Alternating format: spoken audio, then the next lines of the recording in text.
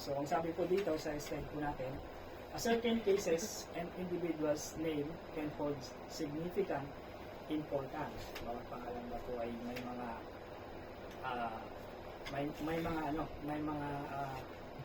may kabuluhan ang pangalan po natin. May nakatago. Ano ba yung nakatago dun sa mga bawat pangalan po natin? Alam po ba natin yung meaning ng mga pangalan po natin? Yung mga pangalan ng kinukuha sa Bible.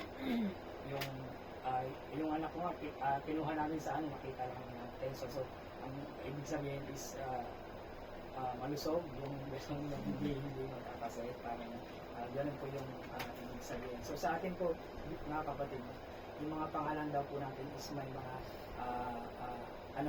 importance na binigay sa atin, may kahulugan na yung pangalan po natin na ibinigay sa atin ng ating pong mga magulang. So ano po yung nakatago doon, mga kapatid, sa mga pangalan po natin? Siguro naman na ibinigay sa atin ng ating pong mga magulang na nandun yung kanilo pong kagalakan sa kanilo pong mga puso, kung yung ibinigay nilang pangalan sa atin is maganda sa kanila. Amen.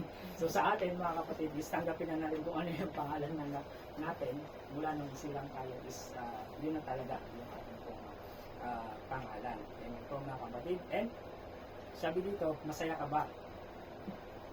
Are you happy about your given name? If given a chance, would you change it? Masaya ka ba dun sa binigay sa'yo?